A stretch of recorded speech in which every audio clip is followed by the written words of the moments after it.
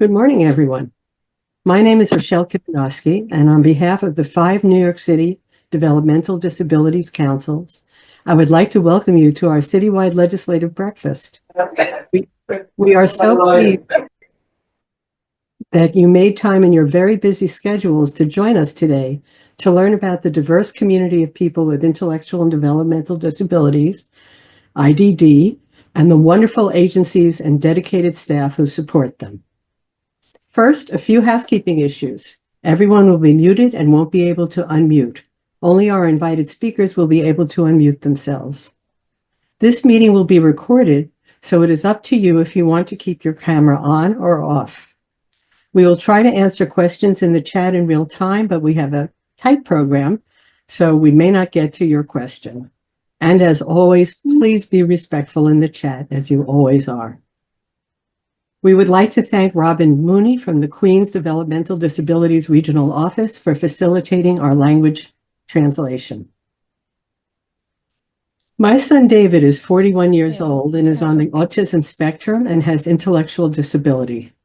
We have been fortunate that the Willowbrook institutional model was replaced by the home and community-based service system, which has allowed people like my son to live with dignity in the community and pursue his goals and desires. We are tremendously grateful to Governor Hochul, the legislature, and the Office for People with Developmental Disabilities, OPWDD, for their unprecedented investments in our system. They provided successive cost of living increases and a substantial infusion of funds for certified provider rate rebasing to begin to address more than a decade of underfunding. School rate reform has also been a blessing for our children. Yet despite these new investments, David's services, like those of tens of thousands of other children and adults with intellectual and developmental disabilities, have eroded due to a critical workforce shortage with persistently high staff vacancy and turnover rates. So we are here today to advocate for the additional state investment required to fund early intervention, our specialized schools, our specialty clinics, and to stabilize our DD providers. Most urgently, we must raise the wages of our direct care workforce, who are predominantly women and people of color. They earn little more than the new state minimum wage and 30% less than their peers who perform the same work in the state-operated service system. We are asking for simple fairness and equity for the complex, life-affirming work they perform every single day. This is why we are calling for a commission to study and make recommendations for the entire human services workforce. We need your support now more than ever to help our providers with a targeted inflationary increase of 7.8%, reflecting the actual deficits our system has sustained, and provide the means to move closer to a living wage for direct support professionals and other essential direct care staff. We want to particularly thank the New York State Legislative Black, Puerto Rican, Hispanic, and Asian Caucus for supporting people with IDD and their families, and including our needs in their people's budget. Finally, we must address the proposed $880 billion federal Medicaid cuts, which would literally decimate our service system, which is sustained by an average of 63% federal matching funds through our HCBS waiver, as well as funding for our specialized schools, clinics, and early intervention. We are all losing sleep over the potential impact of these cuts. New York City alone could lose over $50 billion federal dollars, disproportionately affecting our poorest neighborhoods. These cruel cuts would lead to catastrophic downsizing or closures of all the services you will hear about today. I know that we will all fight hard together to oppose these devastating cuts. Now we would like to take a moment to honor the memory of Ed Matthews, one of the giants of the IDD community. His daughter Beth will now say a few words. Good morning, everybody. How are you? As I was trying to think about what to say about my dad today, a few words came up, right? Visionary, innovator, disruptor. Some might call him, loud. But he was a fierce advocate for over 50 years for the people we all support, with many of you. this was not just a career for him. This was a calling. And you all were not just coworkers, you were friends and family. And he was proud to be part of this field. And I'm sorry.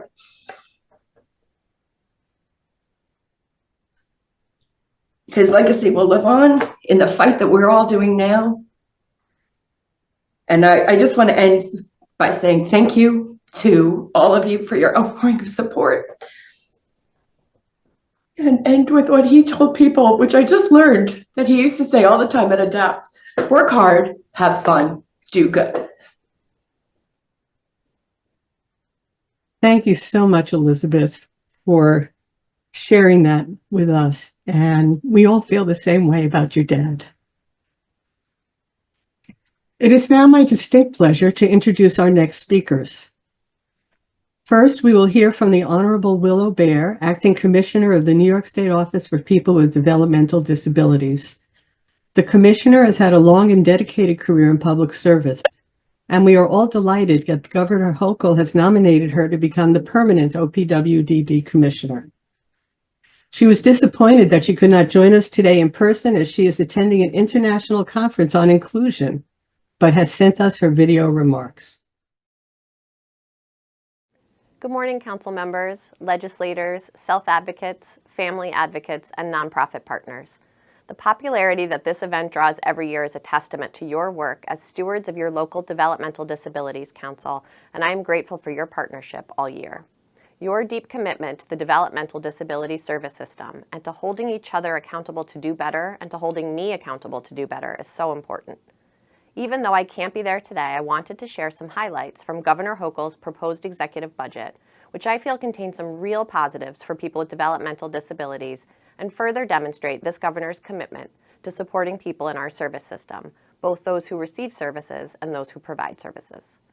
You may have heard that the focus of the governor's budget is one of affordability, putting more money back in New Yorkers' pockets. And this includes New Yorkers with developmental disabilities, families who support a loved one with a developmental disability, as well as members of our vital workforce. Everyone here today knows how important direct support staff are to helping people reach their goals and be active members of our communities. For the fourth year in a row in this year's proposed executive budget, Governor Hochul has included funding that recognizes the important role of nonprofit providers and direct support staff in the lives of people with developmental disabilities across New York State.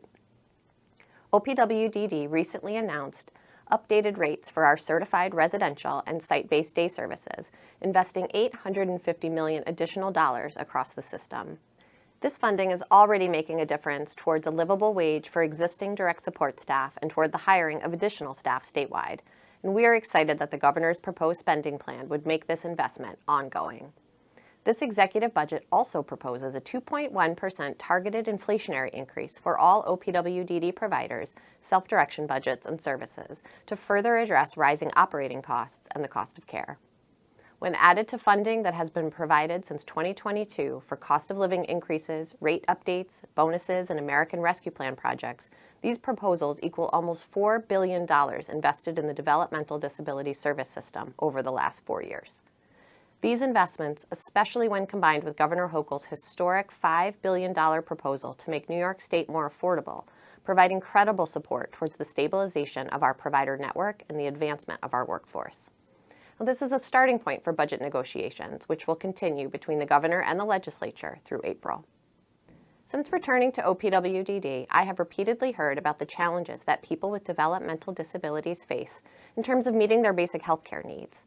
Not being able to find a medical provider who will take Medicaid or serve patients with developmental disabilities, or having to travel great distances to access medical care in a setting with the necessary adaptive equipment. That's why I'm so excited that Governor Hochul's proposed budget includes $25 million to reduce these gaps in healthcare for people with developmental disabilities by creating regional disability health clinics to make healthcare more accessible and to improve people's experiences and health outcomes. The governor has also proposed the largest single financial commitment to the Institute for Basic Research in Developmental Disabilities, known as IBR, since it opened in 1968. The proposed investment of $75 million will modernize IBR, updating laboratory and research equipment, and includes the establishment of a genomics core facility to allow for deeper understanding of the genetic conditions underlying people's disabilities and long-term health prognoses. It will also help establish a Willowbrook Center for Learning to forever preserve the historic significance of the old Willowbrook State School on the IBR campus, highlighting how far we have come since the mass institutionalization that once occurred there. This proposed budget also recognizes the importance of providing job opportunities for people with developmental disabilities. Building on her proposal to make New York an employment-first state, Governor Hochul's executive budget includes a plan to more than double the maximum tax credit for businesses that hire people with disabilities, from $2,100 to $5,000. These are all very exciting proposals for our field and for the future of people with developmental disabilities. I look forward to Governor Hochul and the legislature negotiating a budget that best supports the needs of New Yorkers with developmental disabilities.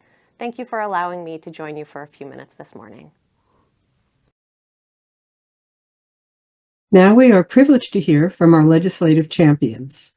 We welcome Senator Pat Fahey, the incoming chair of the New York State Senate Committee on Disability, followed by a video greeting from Angelo Santabarbara, chair of the New York State Assembly Committee on People with Disabilities.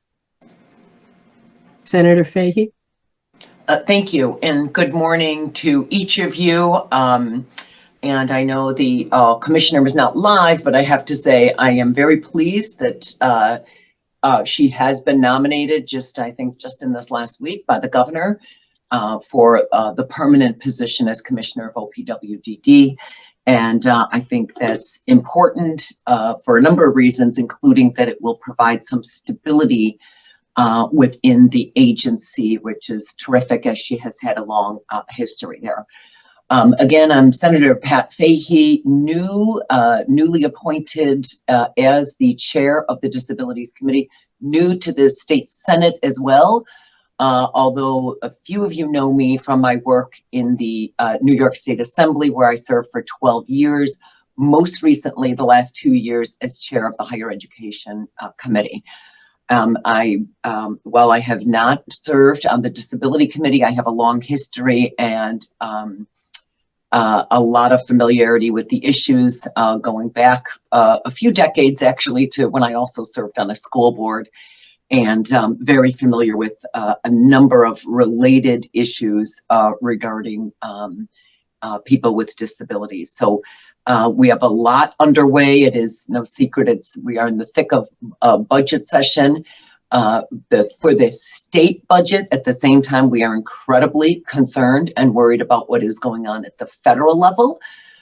Just late last night, it was announced that President Trump is issuing an executive order today, I think it's as soon as today, to abolish the U.S. Department of Education. So and as you know, the Congress has adopted a budget to eliminate $880 billion out of the Medicaid program. So we have some serious issues that we are facing. The $880 billion will translate to tens of billions impacted in New York if that proposal prevails. So while we are focused on the state budget here and trying to get that through by April 1st, we are also very cognizant of some extraordinarily stunning stunning news and lots of threats at the federal level. I've been very vocal. I will continue to be very vocal on a whole host of issues. So back to the state budget. For now, we are doing all we can until we start to see some of these direct cuts at the state level. The top one, and I've worked with a whole host of you as well as many here in Albany regarding the increase in wages for direct service providers, and as well as the increase in rates for the disability community. As you heard, the governor has proposed a 2.1%. We are hoping and advocating strongly to get that to 7.8%, because I know how the number was calculated, and I know we are still trying to make up for zero funding for a number of years a few years ago. So we are going to continue to push on that, and really hoping to get it in the one house. I understand the Assembly is doing the same and hopes to get this in the one house and then go from there. Also pushing for the Human Services Wage Commission so that we can begin to look at this as in a much more holistic, methodical fashion in terms of wages for the nonprofit providers, as well as the the DSPs. They're for a fair compensation. We did this. A wage commission was set up a number of years ago when we tackled the minimum wage. It was done with the farm workers. So we think there's some precedence for having a more holistic look at this, and we will continue to push. It's the same with reforming the rate setting authority in hopes of bringing it over to OPWDD so that we don't run into as much of the delays and uncertainties. The commissioner also just mentioned the regional disability clinics, which we are very supportive of. The governor, to her credit, has proposed $25 million on that. I also want to give credit to the governor for reinvesting in the lab work and in the genetic work and more at the Willowbrook School. We think that is, I'm for a lot of reasons from my own personal life, I think the genetic testing is incredibly important, and very pleased to see that. I know you have a whole list of speakers. I will stop there. I know Zoom is never quite the same, so I look forward to meeting as many of you as possible over the coming months, and want to thank each of you for your advocacy, your passionate advocacy and concern. I think we've made great strides in raising the visibility and the needs of these issues, particularly for the IDD community, and as well as all of those people with disabilities. So look forward to working with you more and continuing to be your advocate. Thank you so much.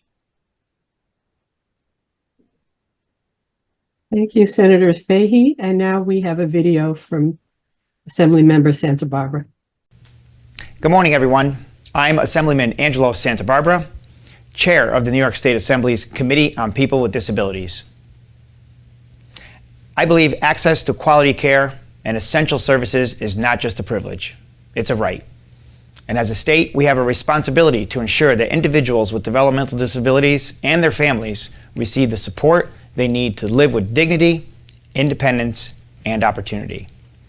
For me, this is not just policy. I speak as a legislator, but I also speak as a father. My son Michael was diagnosed with autism. He's 23 now, and we've been on a journey together. And through these experiences, I understand firsthand the challenges that families face every single day. I understand the struggles to access resources, to navigate complex systems, and to fight for the services that our loved ones rely on. And I know I'm not alone. This is the reality for so many families across New York State. The numbers tell a clear story. More than 1 million New Yorkers live with developmental disabilities, yet many of them face barriers to employment, education, housing, and healthcare. Statewide, direct support professionals, who are the backbone of this system, are leaving the field due to low wages and lack of funding, leaving families with fewer and fewer options. And in New York City alone, thousands of individuals remain on wait lists for critical services. We simply cannot allow this crisis to continue. The 5 Borough Developmental Disabilities Council have come together today with one voice to send a clear message. The time for action is now. The state budget must reflect our values and priorities. That means increased investment in disability services, fair wages for direct support professionals, and long-term plans to strengthen and support the network that so many rely on. This is not about politics, it's about people. It's about doing what's right. So today, I'm asking all of you to join me in this fight. Advocate, Speak up, reach out to your legislators, and make sure they hear us loud and clear. New York must do better. Together, we can ensure that every individual with developmental disabilities has the opportunities, resources, and support they deserve. Thank you for being here. Thank you for your dedication. And let's continue working together to build a more inclusive New York for all.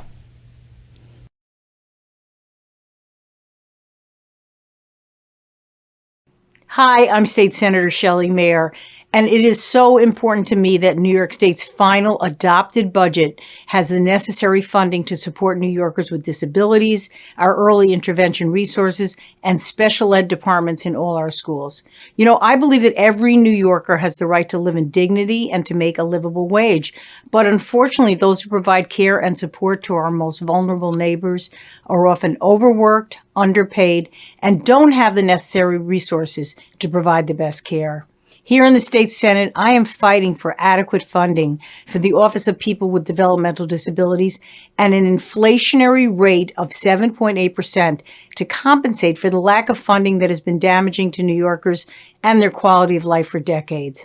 This adjustment is vital to cover essential expenses, including wages, food, supplies, transportation, repairs, maintenance, employee benefits, and insurance. But we must ensure the sustainability of high-quality services. And I'm also working to secure Department of Health funding for early intervention. Nearly half of infants and toddlers with developmental delays and disabilities don't receive the early intervention services they are required to be provided by law. And children of color are even more likely not to receive the necessary intervention in time. The lack of appropriate funding has threatened and limited access to EI services statewide for nearly 70,000 infants and toddlers. But despite this great need, EI providers are leaving the field due to staff shortages and inadequate wages, and therefore we don't have enough services for the kids that we must provide. Lastly, we must secure the necessary funding for special ed departments in all of our schools. As chair of the Senate Committee on Education, every child must have access to a sound basic education, regardless of their own needs. But unfortunately, some of our special ed teachers are low paid, schools can't find the necessary skills they need, and they don't have all the support they need to provide the resources to these children. The final adopted budget must provide the necessary funding to help New York schools continue to provide proper education and services to students with special needs. I'm committed to fighting for our neighbors with developmental disabilities and those who support them, for our EI children, and for our special ed programs. This year, I'm going to keep fighting to get the right funding in the final budget. Thank you, and thank you for letting me stop by. We will now hear remarks from Assemblymember Amy Paulin, Chair of the Assembly Committee on Health. Hello, I'm New York Assemblywoman Amy Paulin. As health chair, my job is to improve the health care of New Yorkers by passing legislation to improve the system and to ensure that our budget includes adequate funding for health care. In terms of the needs and the concerns of the developmental disabilities community, there are several areas which are of critical importance and for which I continue and will always advocate both legislatively and in the budget process. First and foremost, OPDW personnel. We have to have a rate increase. And dear to my heart is early intervention. Reimbursement rates are too low, and on top of that, the paperwork and red tape for providers is extraordinarily burdensome. We already have a shortage of providers, and the current reimbursement system is making things worse. I recently authored and passed a law to help expedite reimbursement timing for providers, but I will be watching. EI is so critical to giving babies and toddlers the best possible start in life, and I'll continue to advocate for EI, higher reimbursement rates as needed, and a better system for providers. Next, special education. These teachers are often the lowest paid in the state. Makes no sense. We need to watch and make sure that special ed teachers' salaries are on par with other teachers' salaries. Now I want to thank Omaira Andino. Mayor of Tuckahoe and CEO of IAHD, for inviting me here today. Thank you to the Bronx Developmental Disabilities Council and to everyone here today who is fighting for better lives for those with developmental disabilities. I want you to know I appreciate everything that you do, and please consider me your advocate and your friend and part of your team. Thank you. We are now pleased to hear from our valued partners from the New York City Department of Health and Mental Hygiene. Dolores Giordanella, Director of New York City Early Intervention Program Regional Office Operations, and Marnie Davidoff, Associate Commissioner of the Bureau of Children, Youth, and Families. Good morning, everyone. Good morning. My name is Dolores Giordanella, and I am the Director of the Regional Office Operations at the New York City Department of Health. Today, I am presenting remarks on behalf of Lydia Leniak, our Assistant Commissioner for the Bureau of Early Intervention at the New York City Department of Health, who could not personally join today's event. First, I would like to thank the DD Councils for inviting us to give remarks legislators and policymakers now is here provider concerns, but also the concerns and issues raised by our families. We at the New York City Department of Health share your goals of providing eligible children birth to age 3 with developmental delays or disabilities and their families with the services that they need as early as possible to ensure that those services continue to be available to all New York City families who need them. The New York City Early Intervention Program offers a flexible service model where in-person and teletherapy services are available and delivered based on the unique needs of the children and their families. That because of the New York City Early Intervention Program's extensive partnerships with community-based organizations, hospital systems, and providers, we have moved the early intervention referral rates to be more representative of the total birth to 3 population living in our city, making our program more equitable. Through these efforts, we've increased the EI referral rates among historically underrepresented communities by more than 25% since our fiscal year 19. 2025 promises to be an important year for early intervention programs. The state has started to release the funds to municipalities to implement the Covered Lives Bill, which requires commercial insurance companies to remit $40 million annually into the state's Covered Lives Fund. The Covered Lives Fund will be paid to cover a portion of the costs for early intervention services. However, not all of the appropriated funds have been released. New York City and other municipalities are still owed millions of dollars from the last 3 years. We are seeking that all outstanding funds be paid to support early intervention services in municipalities across the state. This is a key issue because counties are being disproportionately impacted if full payments are not released on a timely and consistent basis. We are also encouraged to see 2 proposed modifications to the early intervention rate structure this year.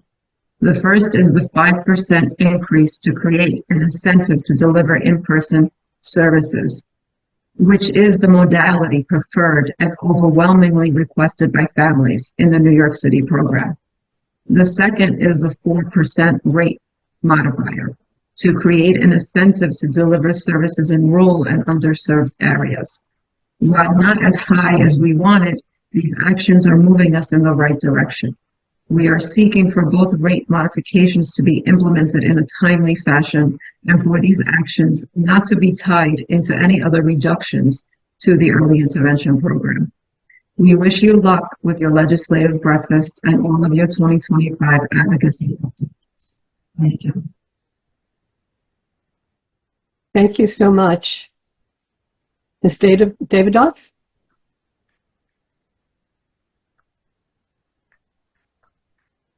Good morning, everyone. I'm Marnie Davidoff. I serve as the Assistant Commissioner for the Bureau of Children, Youth and Families and Developmental Disabilities at the New York City Health Department.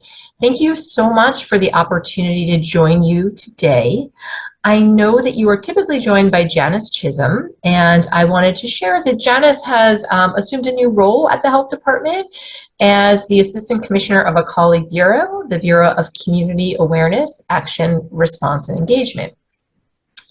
I'm here with you instead as the Health Department's work around developmental disabilities has transitioned from Janice to me, and we are really excited to continue the Health Department's support for both youth and adults with intellectual and developmental disabilities in partnership with our state partners, OPWDD, and with all of you.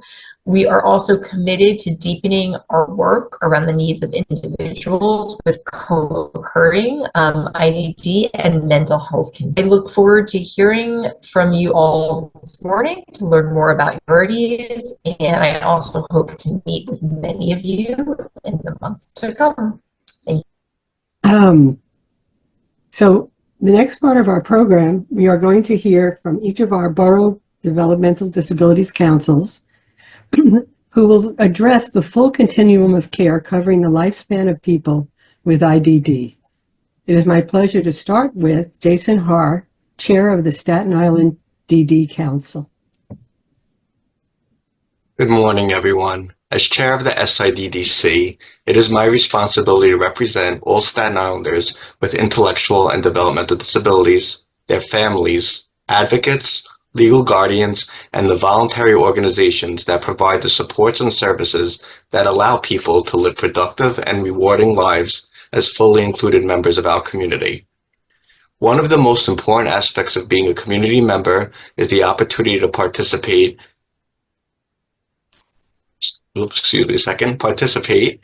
in person-centered programs and activities and to live in a safe and nurturing environment near friends, families, programs, and employment. Although funding for OPWD program providers have been included in the state budget, it is not enough to make up for the years of exclusion, and the workforce crisis continues. The shortage of staff results in a lack of deserved and needed opportunities. In addressing Staten Island's topic of the continuing workforce crisis, we will first hear from Michael Weinberg, Senior Vice President for Residential Services at AHRC, New York City, who will present on the impact the lack of staffing has had on voluntary providers' ability to offer worthwhile opportunities. Next, Dan Dorbecker, a parent, will share his family story and how his daughter Marin is not able to enroll in various programs that would enhance the quality of her life because of insufficient number of staff. Then, Diane Norby, a direct support professional who has worked at PCCS for over 15 years, will talk about how her desire to help others live rewarding, productive lives is hindered by the staff shortage, which is exacerbated by the lack of livable wage and career path, preventing many from entering our field. Next, Eli Gottsman, a self-advocate, will share his story of achievement and the challenges he continues to face. Eli will be followed by Jessica Scarcello-Spanton, who also serves on the state's Disabilities Committee, and Assemblyman Charles Fall. In closing, we must remember that although we are facing increased challenges this year with the unknown future of Medicaid funding, the needs of people with intellectual and developmental disabilities to be offered meaningful opportunities has not changed. We must all work together to ensure the future. Thank you.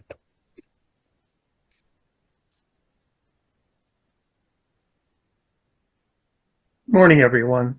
Today we want to focus on the issue that impacts every support, every service, every person receiving services or waiting to receive support, and that's our workforce crisis. In order to understand what we're asking for today, we feel it's important to understand how we got here, to understand some of the factors that contributed to the critical situation we find ourselves in. The first issue, and I think it's fairly straightforward, is that since 2006, the inflation rate continued to grow and is roughly 45% over the past 18 years. During the same period, COLA increases to provider agencies have hovered close to 11%. That 30 to 35% gap in funding reflects a substantial difference between what was budgeted for agency for provider agencies and economic reality, and has been detrimental to providing much needed supports and services to men and women and children with developmental disabilities. Secondly, we must consider what happened when New York State increased the minimum wage, specifically the 2017 and 2019 increases, as New York State failed to provide COLA increases at that time to address our DSP wages. Simply put, while minimum wage went up, DSP salaries stagnated. Indirectly and unintentionally, this moved our direct support professionals to a minimum wage position. So, what was the result of these two actions, although there's more? Besides treating a once valued profession as little more than a minimum wage position and sending the message that devalued our workforce and in turn a devaluing of people with IDD and their families, we have seen turnover rates almost triple to a staggering 35.4% in New York State, while the average statewide vacancy rate has almost doubled to 16.9. This is our crisis. Our staff provide support and care to people with IDD. They administer medication and first aid, provide counseling, teach personal care and daily living skills, and so much more. And it's not that New York State isn't aware of this, which is why they start their DSPs at $27 an hour with a state pension. While our staff, on the other hand, make almost $10 an hour less. That's $400 a week less, $20,000 a year less. Governor Hochul understands this too, understands the damage that's been done over the past decade and a half, understands the precarious situation we're in, and has already included a 2.1% increase in the proposed budget. But that's not enough to address this crisis. As it's already been said, this is a starting point. We're fortunate to have the dedicated staff that we have, but we cannot continue to hope against hope that they'll stay to join our mission out of the kindness of their hearts. That doesn't pay their bills. So how do we work together to improve our situation? First, we call on our legislators to include the 7.8% targeted inflationary increase in their House bills so we can catch up from years of underfunding and gain some traction on staff wages and salaries to have an immediate impact on the workforce recruitment and retention crisis. We cannot continue to watch people leave because they cannot afford to stay. We call on our legislators to include the 7.8% inflationary increase to help stabilize agencies so that they can provide the supports and services to those in need, while also allowing agencies to cover the rising costs of the basics, such as staff health care, repairs and maintenance of facilities, the cost of insurance. Our second ask today is to recognize that direct support professionals are the backbone of care for individuals with intellectual and developmental disabilities by creating the Human Service Wage Commission, hopefully to examine and develop a strategy to correct the long-standing wage disparities in the human service sector. We call on legislators to create this commission in the face of recent studies that show that half of our DSPs face food and housing insecurity. When we think of equity, this is unsettling, especially as we consider that 74.2% of our DSP workforce are women and 62.6% identify as racial or ethnic minorities. Our third ask, again, this one shouldn't cost much. We're asking for the return of rate setting authority to be moved back to OPWDD. 10 years ago, the former governor moved the rate setting authority from OPWDD to the Department of Health. Unfortunately, this has resulted in unpredictable provider rates and delays in releasing funding. As an example of this, many of the legislators here today helped pass the 2025 budget in April of 2024, and providers expected to have their new rebased rates on July 1st, 2024. Under DOH, however, the new rates were not posted until December of 2024, and many, if not most providers, have not received the funds reflecting these new rates. It's March of 2025 already. These delays in establishing rates result in cash flow and operational challenges, ultimately impacting the delivery of essential services. OPWDD has a deeper understanding of how supports and services are funded and delivered. Please return the rate-setting authority back to OPWDD. There's more we can present on today, but to our legislators, we hope you'll consider what has been said and what you'll hear regarding the impact of the workforce crisis and what is happening in our field. To our self-advocates, families, and direct support staff, we need to hear from you. We need to continue to hear from you. The legislators and the governor need to continue to hear from you. We need everyone to understand the importance of the supports and services that are being provided. As we continue, we'll now hear from DSP Diane Norby, self-advocate Gila Gottman, and Daniel Dorbecker, parent, who will share his family's experience as they have tried to secure supports for their daughter. Thank you. Hey, I'm sorry, but I'm going to have to interrupt a moment. Senator Prasad is on, and she has to leave. So I would like to give her the opportunity to speak. Senator Prasad?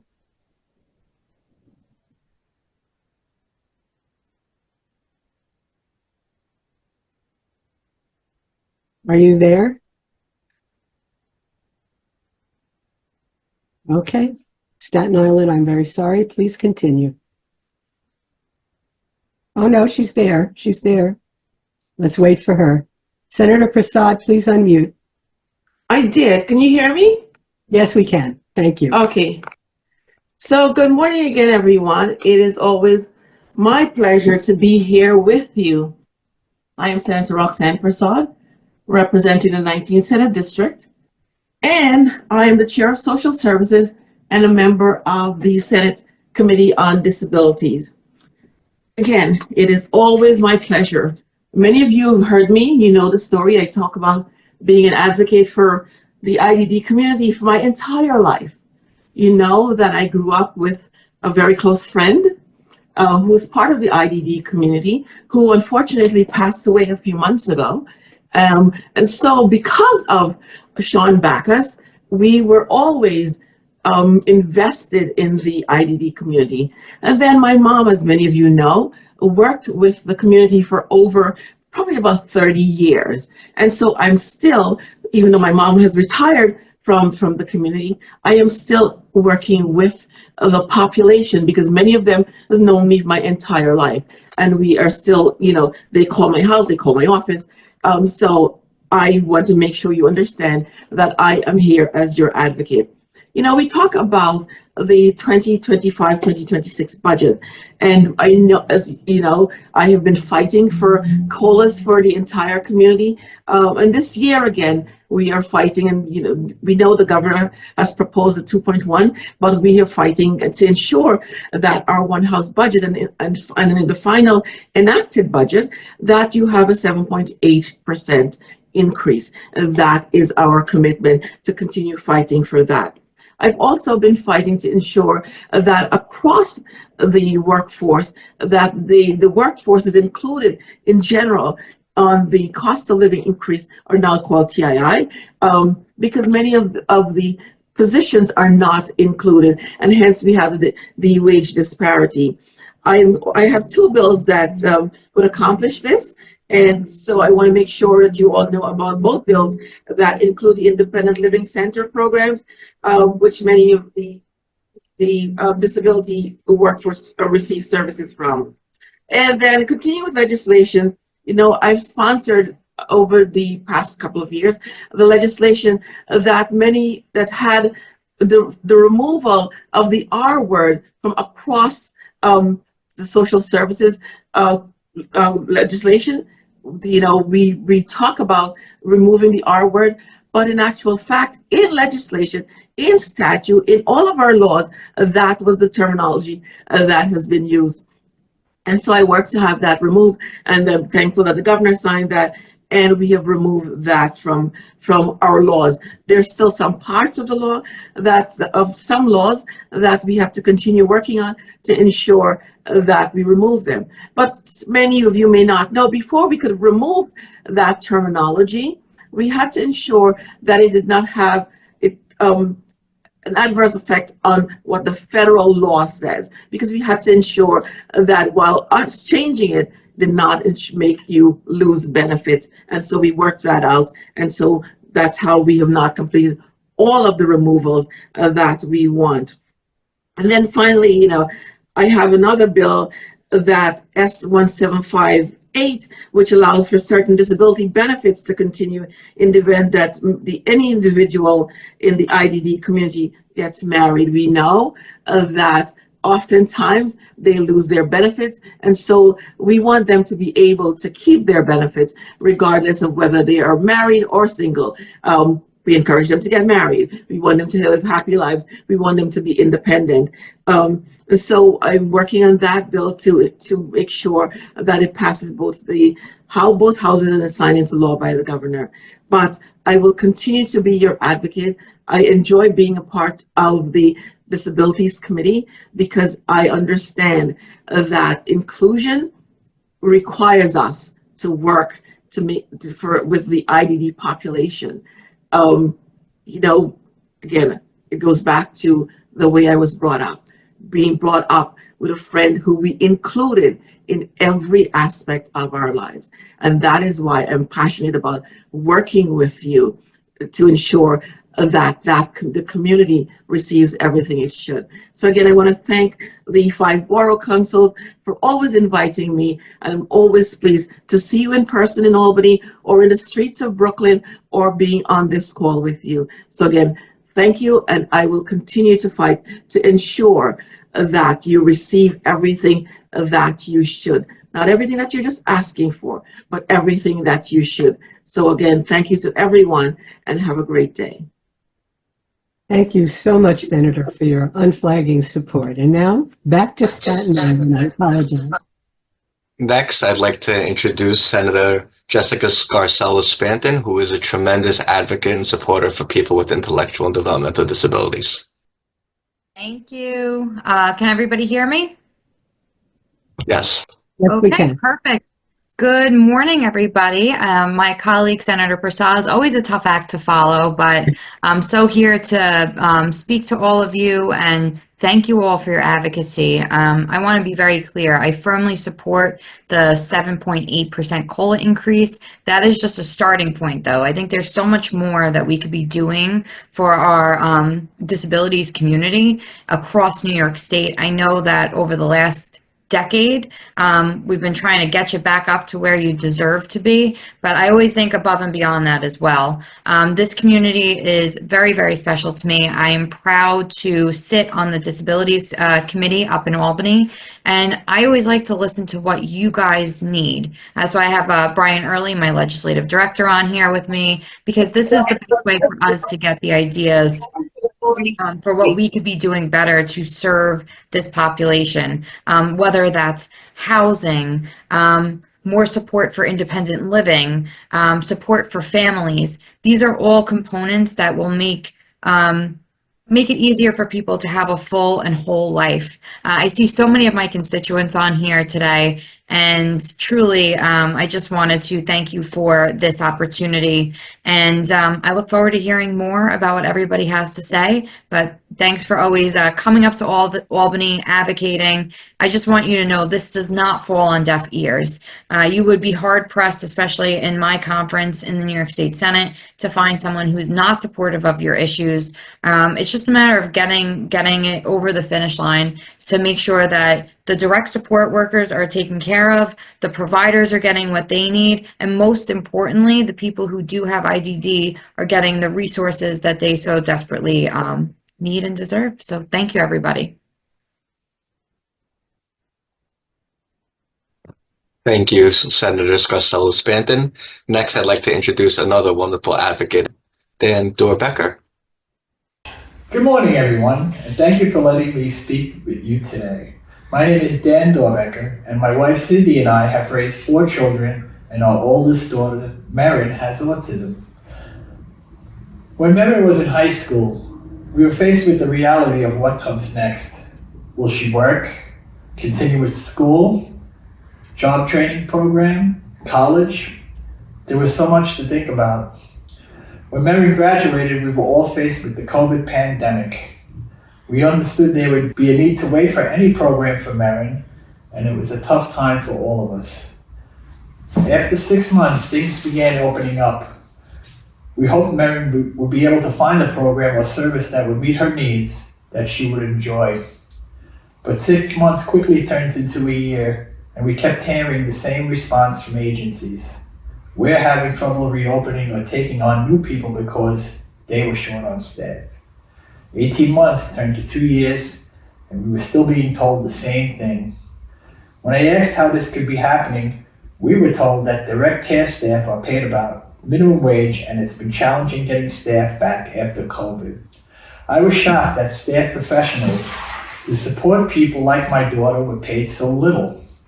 And my family has been struggling not just with Marin being home and the lost years without services, but also by the system itself. How do we get to this point where people providing care are paid the same or less than newly hired fast food workers?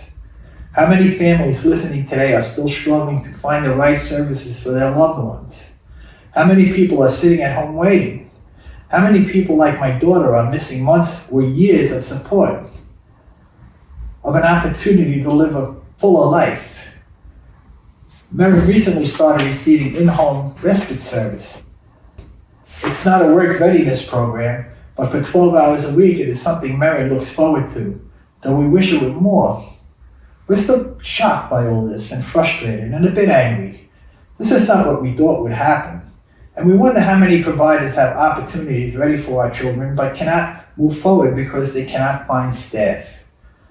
Because they can't pay staff a little more than minimum wage. I agreed to speak this morning not just to share our daughter's story, our family's story, but in the hope that the legislators who are here today will remember Marin's story when they consider their support for our support and services this budget season. This is New York. We expect better.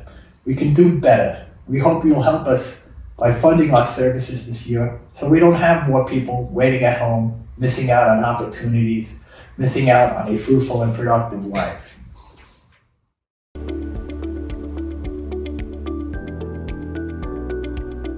Hi, I am Diane Norby, and I have been a direct support professional for 17 years for person-centered care services. I play a very crucial role as a DSP. My role is to always ensure that the person being supported has values, morals, and beliefs are being followed.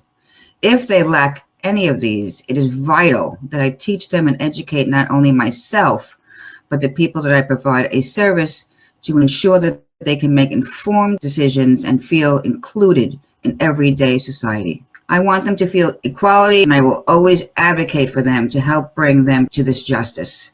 It is my role to ensure that they are treated with dignity and respect. In this role that I enjoy very much, as you can see, I've been here for 17 years, the lack of pay increase to commensurate with the value of the role that detracts new hires and has led to a workforce shortage over the years. This directly impacts my job because since my start in 2008, I was making minimum wage of $10 an hour, which is not far off of today's minimum wage. I am a mother and a wife and a grandmother who needs to have access to fair employment wages. As the prices in food, housing, and gas continue to rise, necessaries I need to live and thrive off are becoming obsolete due to the lack of funding we are receiving for direct support professionals. Without enough people who want to work in this field, the people who have remained in this field are beginning to become burnt out due to lack of staffing. Part of my role is that I show up each and every day to support people in any means necessary. When I do, I cannot be tired or overwhelmed because people with disabilities' lives matter. If I continue to work lots of hours, long days, and nights without staffing ratios, what good am I for them? We need your help, and we need it now. I really hope that you take in consideration professionalizing this role. As a DSP, I am a mentor, a teacher, a leader. I am always expanding my education to learn and thrive in my role to help support those that are in need. We are the backbone for the people that we take care of. We are family that needs your support and understanding of why my role as a DSP should be considered just as important as a nurse or a doctor. I am the person to triage those in need and be able to advocate for them or with them for anything they shall need. Please consider this when making your decision. Thank you. Before we get to our next video from self-advocate Eli Gottsman, I'd like to reintroduce Assemblyman Charles Fall, who I believe has joined us. Hey, can you hear me, Jason? I can. Thank you so much. Very good. No, thank you so much. Thank you so much for having me here. And good morning to everybody on here. Just want to just share some brief remarks and thank the Developmental Disability Council for hosting this important event and for your unwavering advocacy for individuals with intellectual and developmental disabilities and their families. You know, I've had the privilege of working closely with many of you, hearing your stories of resilience, of dedication, and the fight to ensure dignity and opportunity for all. I know the challenges you face, the services that are stretched thin, a workforce that is overburdened, and families struggling to access the care and support that they need. And look, as we will work through this budget this year, the 2025-2026 budget, we must ensure that it reflects the real needs of New Yorkers with disabilities and those who dedicate their lives to serving them. This is not just about numbers on a page. This is about people, families, and livelihoods.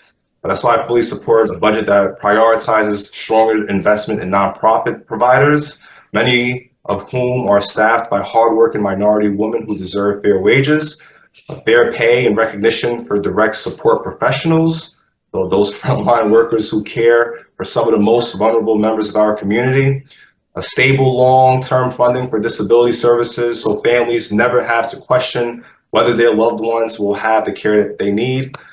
We just can't accept anything less than a budget that fully meets the needs of New Yorkers with disabilities. This is about parents, caregivers, educators, and most importantly, individuals with IDD who deserve to live with dignity, opportunity, and full participation in our society. Your advocacy is powerful. I see it, I hear it, and I stand with you in ensuring that Albany hears it too. Thank you all again for having me, and I look forward to continuing this fight with you now and forever, regardless if I'm a member of the Assembly or not. Thank you. Thank you, Assemblyman Charles Fall, and thank you, Senators Scarcella Spanton, for all of your advocacy efforts in supporting this community. Next, we'll hear a video from Eli Gottsman.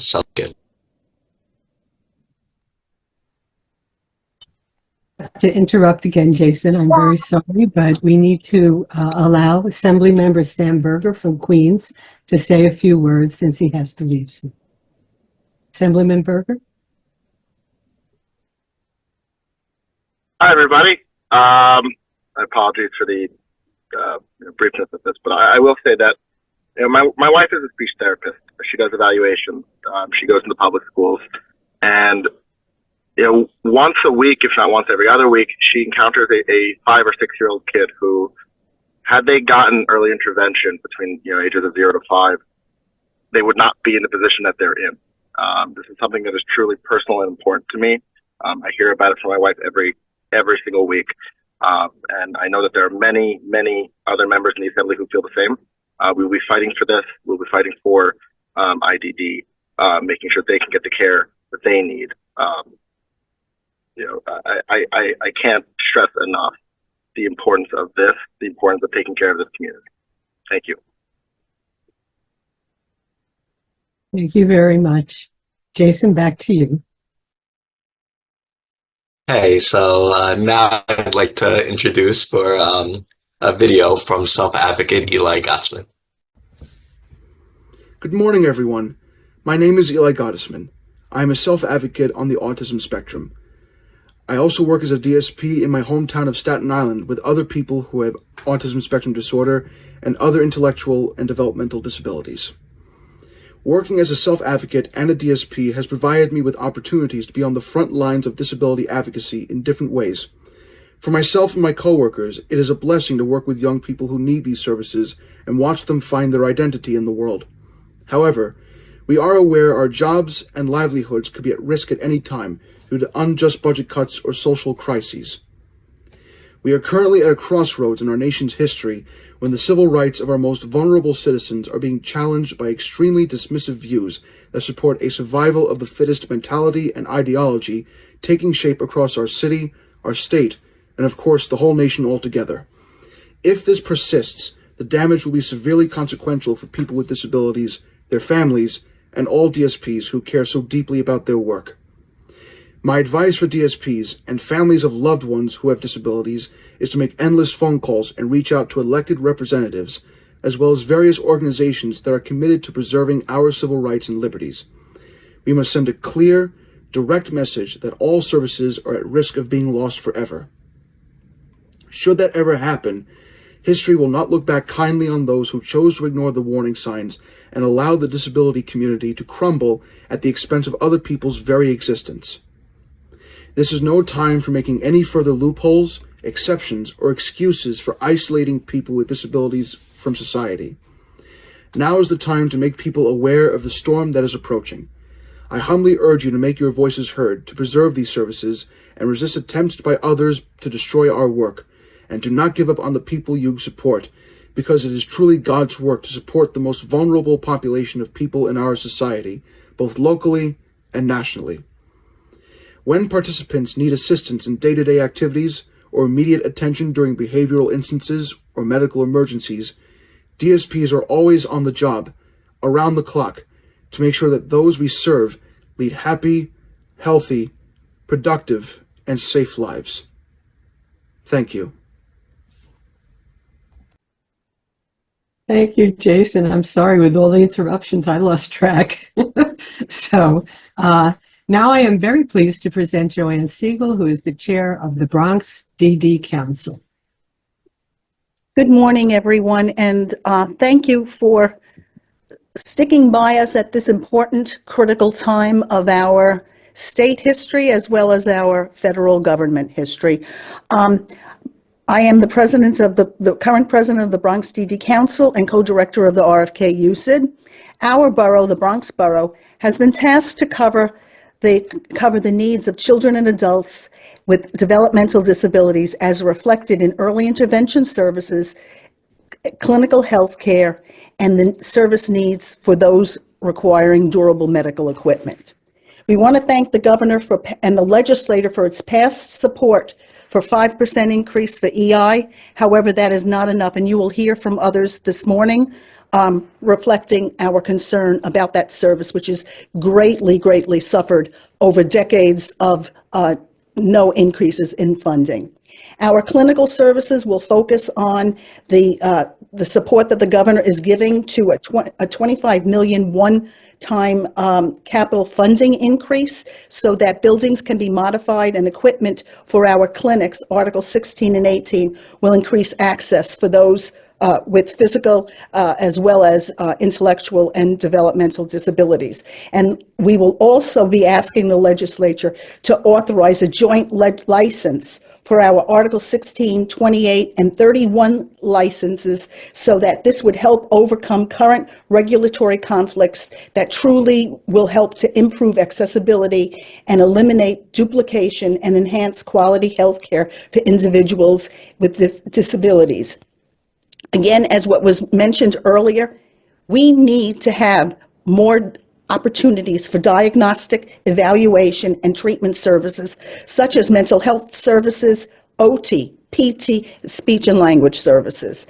And lastly, we will be covering the issue of durable medical equipment and the neglect that that area of services has experienced since 1994 as well, with having difficulties with funding.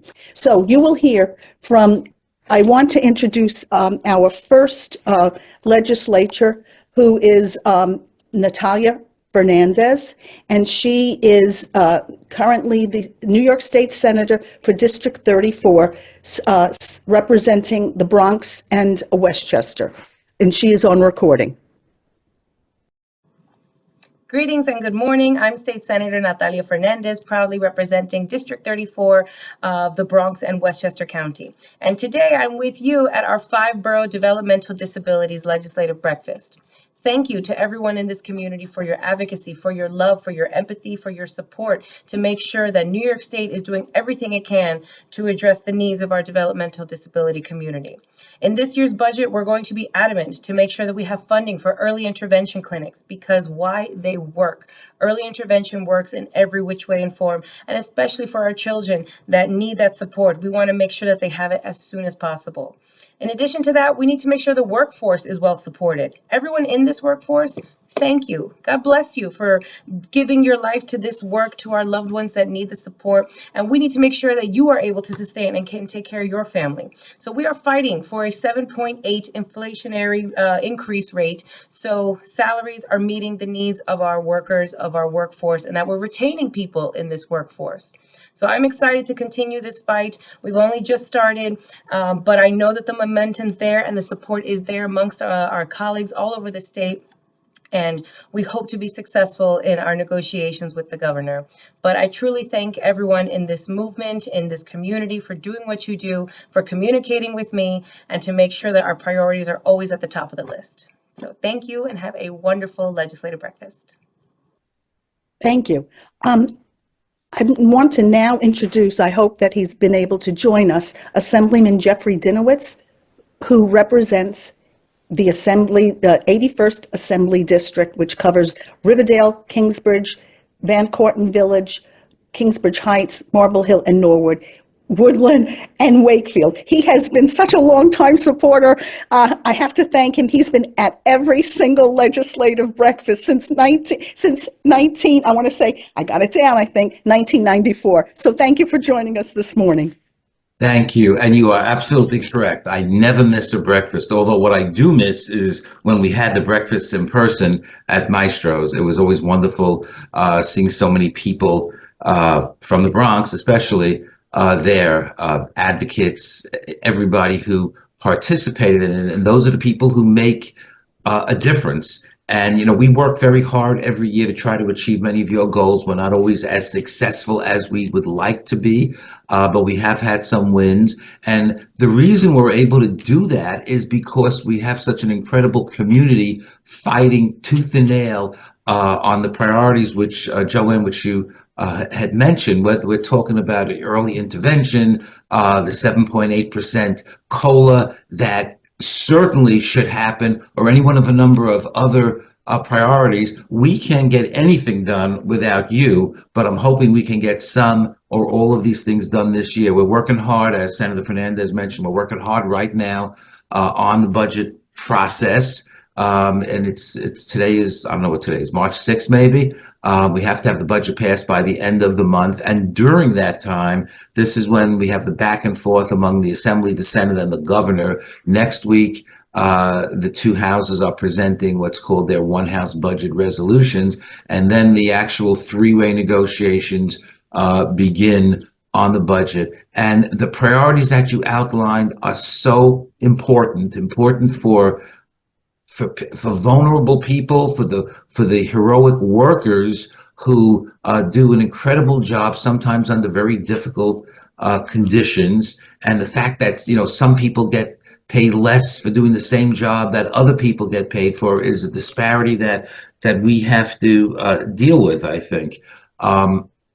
I can't speak for my colleagues, but I can tell you that we are all in agreement that we're really trying to work to get this done. The governor has done some good things, I think, in the budget. She's made some good proposals. Some things fall short, but it's our job to try to improve beyond anything that she has put in the budget. So over the course of the next 4 weeks, we have a job to do. And I got to tell you, the work you do, I mean, I can't even put into words how important it is, and how you help so many people, our constituents, and I thank you for that. And I think this would be my 32nd legislative breakfast, and I look forward to many, many more to come. Thank you so much. Thank you. Thank you. Okay, so moving right along, we have two fierce self-advocates that are presenting. So the first self-advocate I want to introduce is Danielle Lanzetta, who is the current president of the Bronx Community Self-Advocacy Group and the Self-Advocacy Association of New York State. Danielle will focus on early intervention and the clinical needs of people with developmental disabilities. Thank you. Thank you, Joanne, for introducing me, and I'm happy to be here today. As Joanne said, my name is Danielle Lanzetta, and I'm here to talk to you all about two key programs that need continued and enhanced funding. They are early intervention services and clinical services. Now, as we've heard today, early intervention typically serves infants and babies from birth to 3 years of age. I should know I'm a product of this service.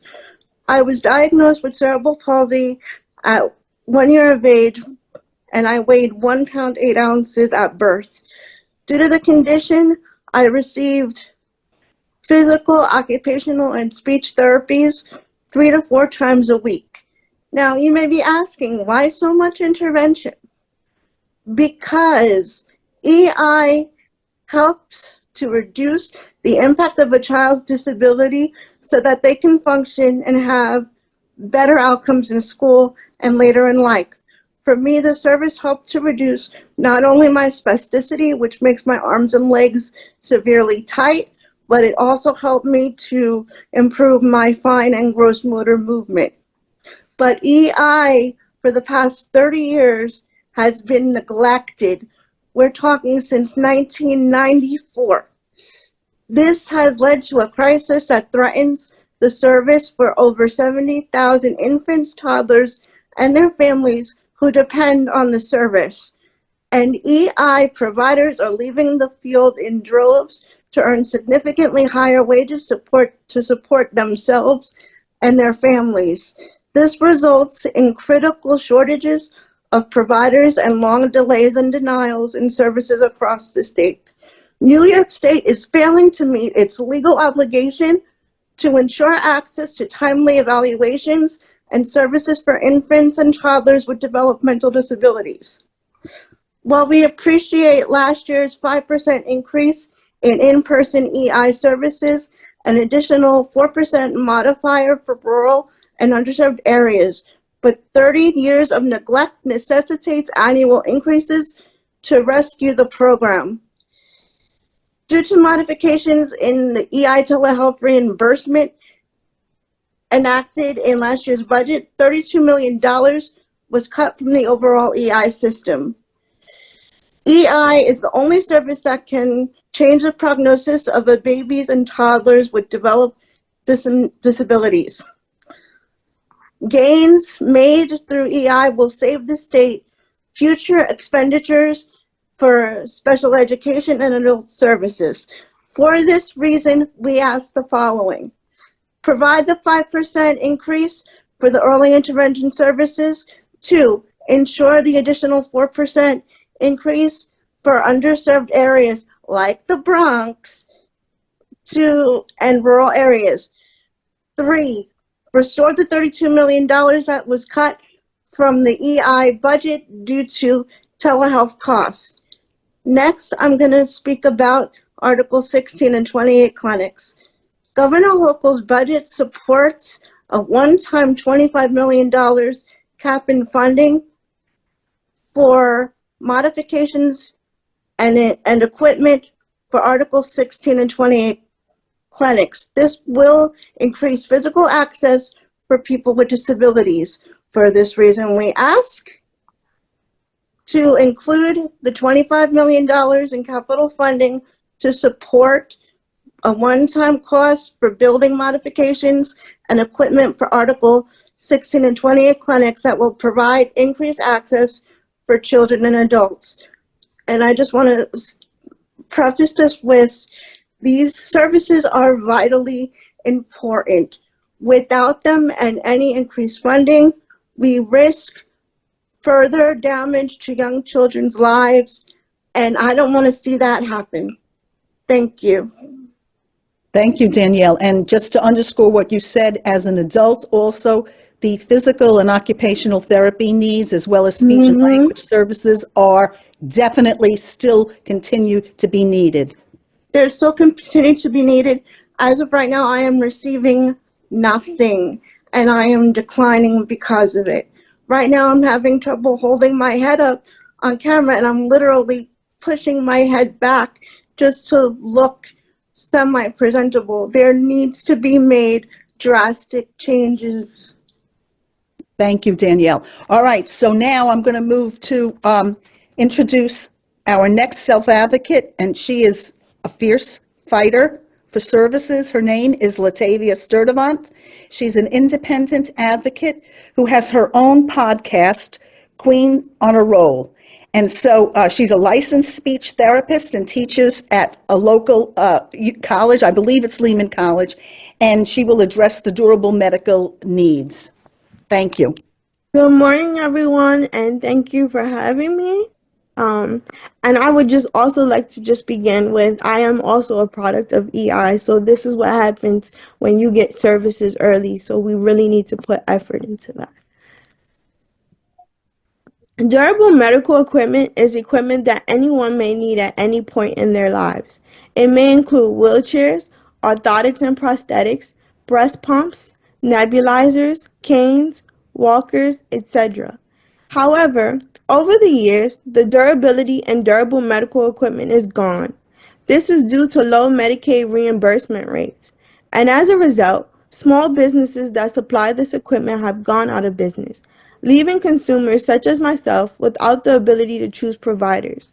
We now have 1 to 2 nationalized wheelchair vendors to choose from, which causes longer wait times for repairs. For example, in December of 2024, while on my way to work, my wheelchair tipped over with me in it, and I hit my head on the concrete. This was due to my wheels chunking out or missing pieces of rubber. Thankfully, I was not seriously injured, but this should not be happening. Additionally, in February of this year, I lost a screw that secures my lateral or side supports onto my wheelchair. And when I called to obtain a repair appointment, the vendor informed me that the next available appointment wasn't until May.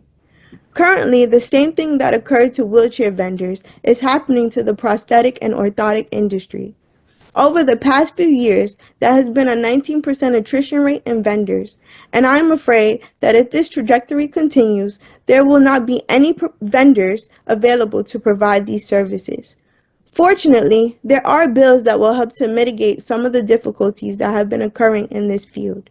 There is the Medicaid Parity Bill, sponsored by Senator Rivera.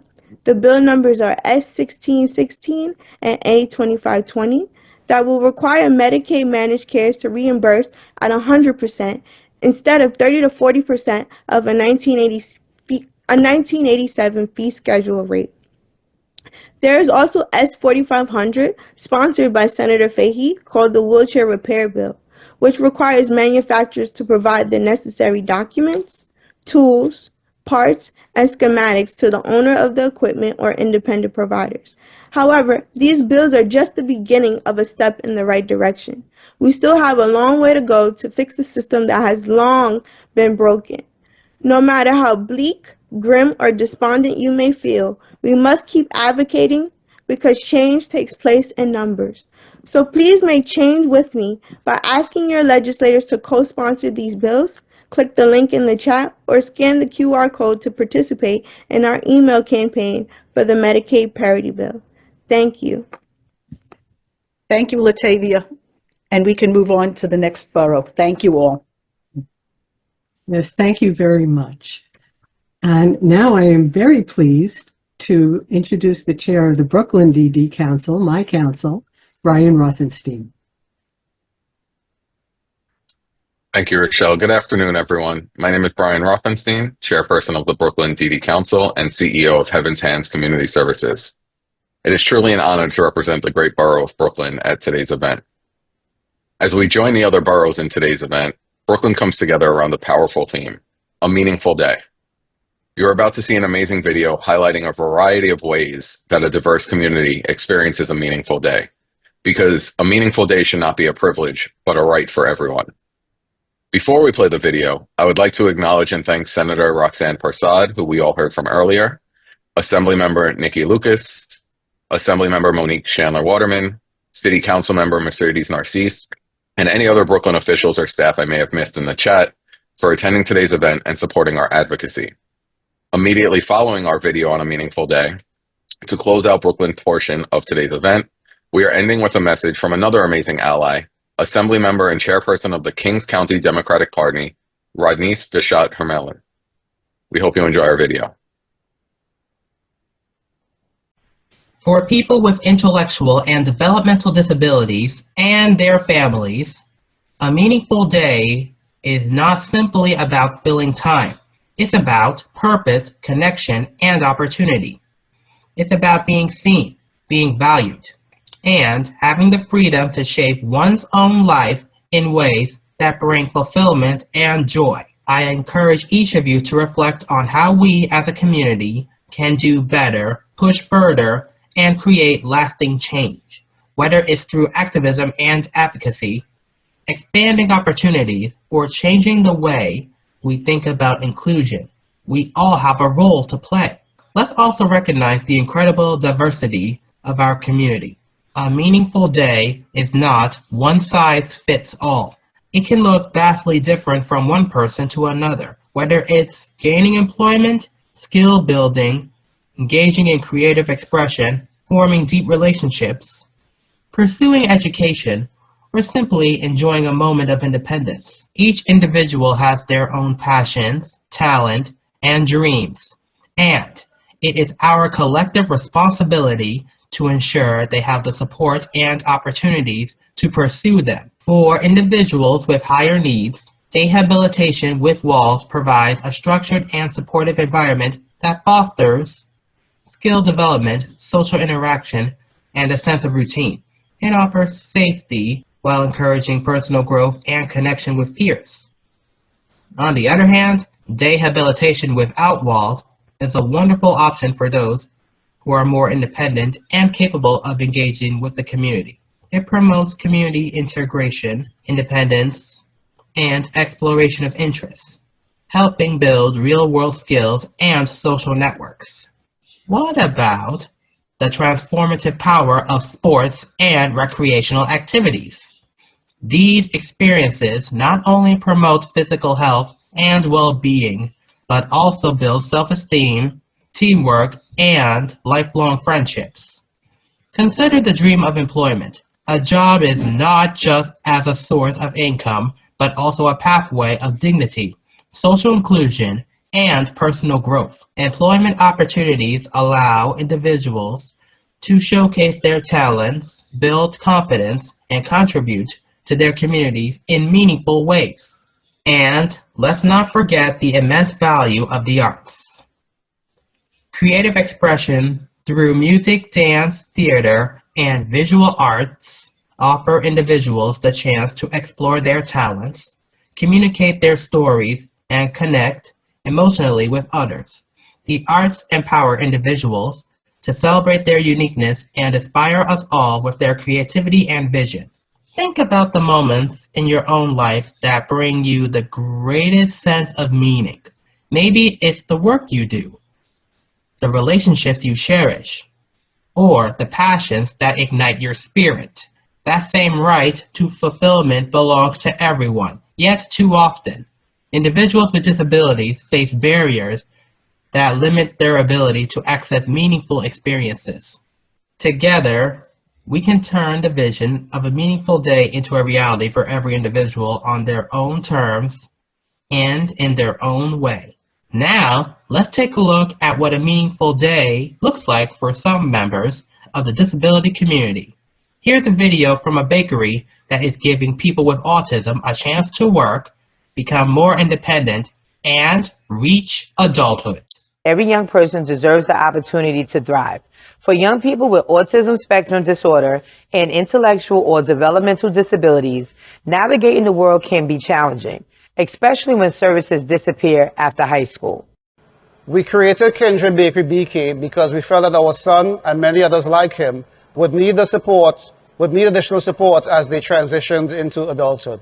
We wanted to create a space where they can be independent, build skills, and feel included. We saw how much baking expanded his exposure to new sensory experiences. It has also helped to develop his fine motor skills and problem-solving abilities. My name's Nan Liu, and my son Manny is a participant at Kindred Bakery. We started this summer. I had been looking for a program for Manny because he just finished high school, and there's just very few programs out there that cater to teens and young adults with different needs. Our vision is a world where marginalized youths are supported into adulthood, included in the workforce, and visible in the community. People with autism spectrum disorder and/or other intellectual or developmental disabilities won't face the disability cliff. They will be given a guided pathway into adulthood. This begins at Kindred Bakery BK's kitchen. Hi, I'm Michael Letman. I'm an advocate on the autism spectrum. I have a project based on articulating what it is like living on the autism spectrum. I have a channel on YouTube and a blog made from Wix.com. I hope everyone can understand me, just like I hope everyone else can understand and accept those on the autism spectrum, as well as those with intellectual and developmental disabilities who deserve to be respected. I would like to introduce a Broadway program in AHRC NYC, which allows others to experience the wonders of theater, and someone on the spectrum who enjoys the wonders of art. Plus, he's also a whiz at it. Hi, I'm Dale Hensley. I'm the director of this program, AHRC on Broadway. I'm very happy to be here. I started at the Redfield Center, and when I got there was already a little singing group that were pretty amazing. They sing at parties and stuff there. 1, 2, 3, go!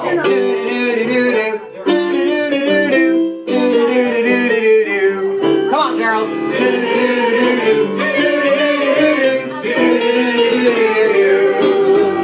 I love you. I'll push your hand, I'll push your hand. I decided I would do a Broadway show with these guys, and then I started rehearsing with them. I invite Broadway actors in to perform with the guys. No one turned away. Yes. There's no business like show business people, and anytime I pitch it to anybody, they can't wait. More I cannot wish you than to wish you find your love, your own true love this day. Martin Neal, he's an amazing person, and he wrote an email about don't think just because we're blind we can't perform. We're just as good as anybody else. And, you know, I've had a little part of that, I think. You know, and so to see that I've opened doors for some of these people, it's such a gift for me to be in their presence. They are so ready. They're so ready for an audience, and they're willing to try anything. It's exhilarating for me to see the joy that they get out of singing and performing and learning lines and accomplishing something that maybe they thought they could never do. Art is my life. I've been making artwork for years, since I was 5 years old. He was really nonverbal for a couple of years, but he always had like an interest in art. To me, I think that the art really did make him verbal. You know, it developed into him actually making paintings and being able to talk and communicate and talk about the paintings and what was in there. The art studio was his life. He won't miss a day. And that's something that I really love. Not only has he been making art for all these years, but he's really immersed himself in the New York City art community. He can take it upon himself to really look at other artworks to help his practice develop. Doing these shows, you know, when you get to go and see your artwork and then you see your friend's artwork, it's just like really makes a bond between people. It looks like I started to be famous when I see my artwork is hanging in public. I am very glad and I'm very happy and grateful. I'm just like, wow, you know, I know that he's an artist, it's wonderful. When I see him there, that he's talking and presenting and the way he carries himself is really, really wonderful. I think it has strengthened his identity as Puerto Rican, and that he gets to talk about culture and the beaches and the music and the conga man, and it has definitely made him prouder of who he is, for sure. Yes. Me and Cecilia, we are fiancés! All right!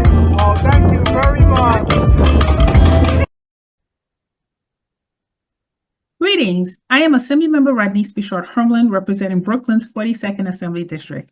I am honored to be here today, and I want to congratulate and thank the 5 Borough Development Disabilities Councils as we join forces and create solutions for the council to uplift all New Yorkers. I want to thank Maria Willis, who is the co-chair of the Legislative Committee for Brooklyn, in inviting me to address today's legislative breakfast. I would also like to recognize the work of all the nonprofits and all the direct support professionals for being the backbone of our loved ones with the highest needs, and that is the intellectual and developmental disabilities. Understanding that the cost to provide these services have increased with the rate of inflation, it's only fair to get an increase to match those high rates. That is why I support the 3 initiatives of the Development Disability Council, which is the 7.8% targeting of inflation increase for providers, the Human Services Wage Commission, as well as the rate setting from the Department of Health back to OPWDD. I join my elected officials in supporting the Development Disability Councils by continuing to promote the opportunities for people with intellectual and developmental disabilities to achieve fulfilling lives. And by doing so, I have signed on a number of legislating supporting the council. I have been really involved in the population. I will continue to support the council, and I want to thank you for addressing the needs with all the wide range of direct support services and providing a warm, caring environment for all of our loved ones. I hope you enjoy the virtual legislative breakfast. Thank you. Again, this is Assemblymember Rodneyce Bishart. Thank you, Brooklyn. And now I would like to introduce Lisa Valia, the chair of the Queens DD Council. Thank you, Michelle. Good morning. I'm Lisa Valia, chair of the Queens Council, also CEO of CUSAC. We serve children and adults on the autism spectrum throughout New York City and Long Island, but we started years ago by parents, I must add. So I first want to thank Assemblymember Berger for joining earlier. He's from Queens. He came out to see our school about a month ago. He spent an hour and a half with us. So as you heard, he has a personal connection. He understands the work that we do, and he's very supportive. And I also want to thank all the elected officials that joined us today for being here, participating, and for their ultimate support in the final budget. So thank you. And of course, our partners at OPWDD and the New York City Department of Mental Health and Hygiene. So thank you for being here as well. And for all of you, there's almost 550 people on the call right now still, so thank you for joining us. So the Queens Council is this next section is going to focus on education and self-direction. As many of you may know, education funding happens typically outside of the New York State budget process. But there are some items that we will be addressing, and there's still lots of advocacy to be done after the final budget is enacted in April. So our first speaker is going to be Kate Hoy, who is currently the Vice President of the Interagency Council, IAC, but she's also the co-chairperson of the Children's Committee of the Queens Council on Developmental Disabilities. Thank you, Kate, for being here. Hi everyone. It's so great to be here. My name is Kate Hoy. I'm Vice President of Children's Services at the Interagency Council of Developmental Disabilities. And as Lisa said, I'm the very proud co-chair of the QCDD Children's Services Committee. I'm here to underscore the importance of supporting 4410 preschool special education programs and 853 state-approved non-public schools. So 4410s are an essential on-ramp for young children with disabilities.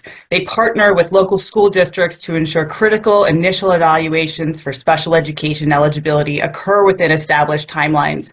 Children cannot receive services without these evaluations, which are also known as MDEs, or multidisciplinary evaluations.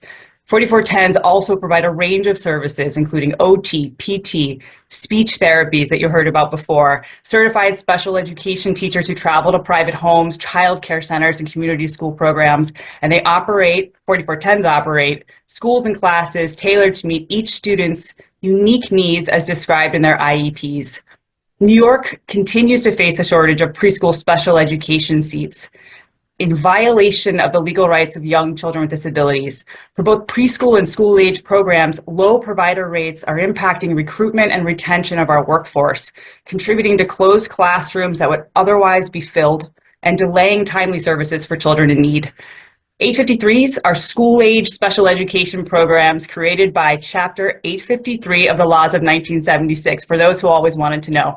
They're privately operated public schools offering day and residential educational programs for students ages 5 through 22. Students who attend 853s are placed by their local school district only when an IEP team determines that a student cannot be appropriately educated in their local community school, a specialized program, or in a special class like in District 75. 853 supports students with developmental disabilities like we all know, autism, cerebral palsy, intellectual disabilities, as well as students with genetic and motor disorders, or those with complex medical needs, and students with behavioral health challenges. These students are recognized as New York's most vulnerable children, yet we're failing to support the programs where they're placed. Teachers, teaching assistants, related services providers, social workers, psychologists, and administrators of 4410s and 853s are all specialists who understand the specific support needs and learning styles of students with disabilities. And I'll shout them out especially because so many are women, and as a social worker, I want to celebrate Women's History and Social Work Month as well here. But they have gained expertise over their years of service and are committed to the mission of ensuring young people with higher support needs have an equal opportunity to dream, study, play, work, and contribute to the fabric of our great city and state to live meaningful lives. We appreciate the support that the regents, SED, the governor, and the legislature have demonstrated for students with disabilities over the last several years. Recent one-time investments have provided a critical lifeline for our schools. But after a decade of neglect, we were grateful to Governor Hochul for recognizing that our teacher salaries were the lowest in the state, as you heard earlier today. Schools could barely keep up, and they still can barely keep up with physical plant health and safety issues. We celebrate the inclusion of long overdue tuition growth factors and applaud the tuition rate methodology reform study that is currently underway, and will continue to actively engage and participate in the process with SED until a new methodology is established. But to remain fiscally viable and to continue meeting the needs of our students, our schools need a predictable growth rate. We support the Board of Regents' recommendation to provide annual growth to schools that reflects the year-to-year increases in operating our programs. And we ask legislators and the governor to support a growth factor in line with inflationary increases, which is estimated at 3.1% for the coming year. We're going to ask New York State to continue reforms to the current rate methodology until a new one is established, which entails providing interim plus rates, which include growth for all interceding years, continuing the 65-35 direct indirect cost screens, and supporting SED's request for a 5% enrollment adjustment factor. And finally, we're asking you to support FAPE 22 by including it in the final New York State budget and prioritizing it. And you'll note that 853 schools provide education and services to students ages 5 through 22 or until they've earned a high school diploma. However, due to current New York State law, school districts only receive tuition for students until the end of the school year in which the student turns 21. So a recent SED opinion of council agreed with the Second Circuit Court of Appeals decision that it applied to New York's public schools, meaning New York State has an obligation under the IDEA to provide a free, appropriate public education to resident students with disabilities, or FAPE, until the age of 22. This final year is not currently funded. Aligning state law to the court's decision is critical to supporting students and school districts as they support students with disabilities. We endorse the Board of Regents' state aid proposal and ask legislators to include FAPE 22 in the final New York State budget to ensure students and schools and districts receive the funding needed to provide special education and essentially transition services and supports to students in their final year of eligibility. So I'm very, very proud to ask for everyone's support. I know I'm here with colleagues, friends, and legends, advocates, self-advocates, so thank you. And I know what this support means. We all know, and we're proud to ask for it because from my years as an advocate, I've seen the impact that 4410s and 853s provide firsthand. So thanks to everyone for your time and thanks to your dedication to students with disabilities. Thanks so much, Kate. Thank you. Okay. Next, my counterpart at the Queens Council is the parent co-chairperson, Jim Karp, who's going to speak about self-direction. Hi, Jim. Welcome. Hey, thank you. So glad to be here today. My name's Jim Karp. I'm the father of a young adult with a developmental disability. And self-direction is a great OPWDD program.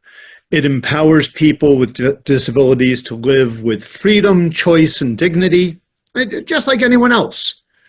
And to keep it going, we need adequate funding for OPWDD, as so many have emphasized today. And we also need changes in policy. My son has an IQ of around 50. 2 generations ago, he would have been warehoused at Willowbrook. A generation ago, his only option would have been congregate care. Today, thanks to self-direction, he has a fully individualized life filled with meaning and opportunity. Self-direction reduces the amount of unmet needs. Because of the flexibility it has, it does this for a wide variety. It supports people with light needs, and also those like my son who require moderate support, and also those with intensive support needs, like the nonverbal son of my friend Jackie.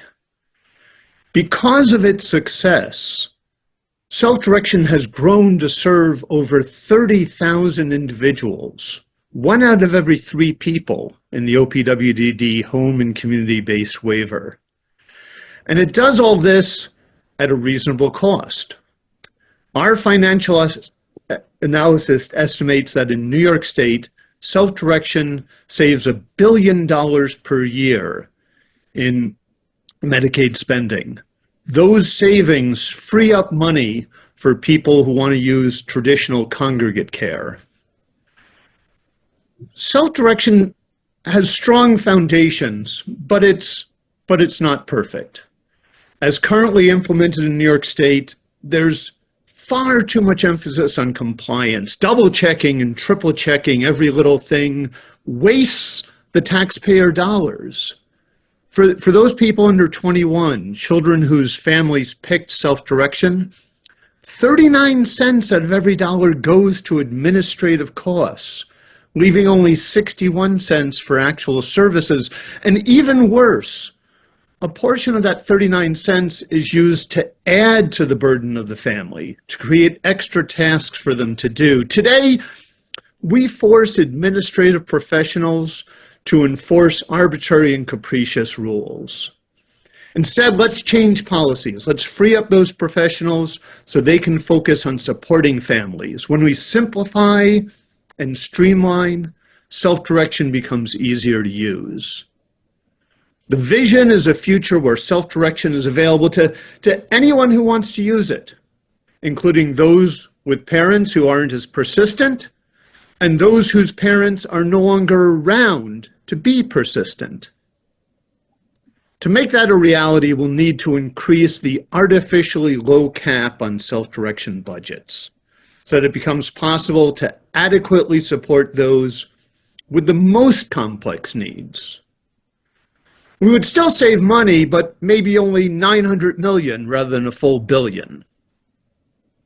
Parents and providers are already actively engaged with the legislature and the executive, turning this vision into a reality. Self-direction works today for 30,000 people. Let's continue to make it better. Thank you. Thank you, Queens.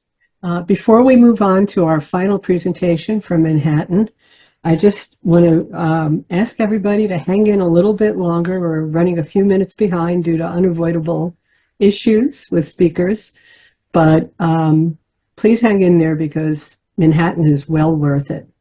So without further ado, Kathy Orocho Kelly, the chair of the Manhattan DD Council. Thank you, Rochelle, and good morning. I am Kathy Rocho Kelly, Chair of the Manhattan Developmental Disabilities Council and Associate Vice President at AHRC, New York City.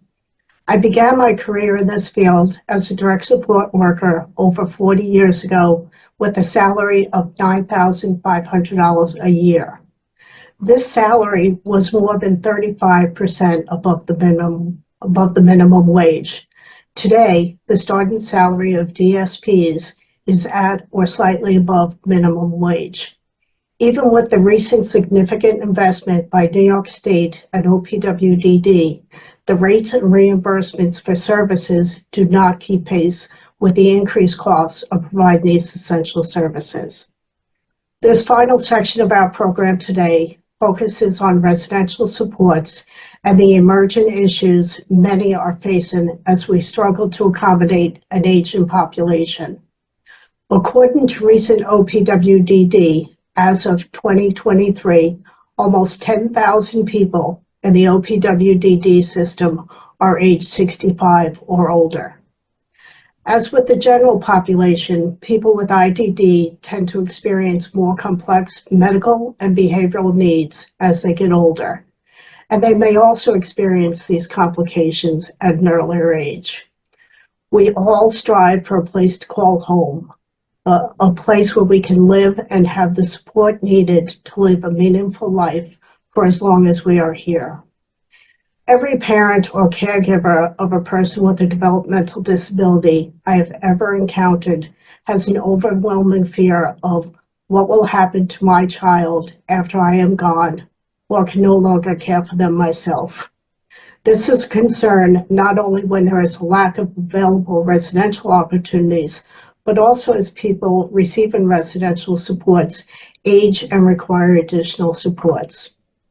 We'll begin this section with a video from Assemblymember Linda Rosenthal, who could not join us today, but wanted to join us virtually with a pre-recorded video.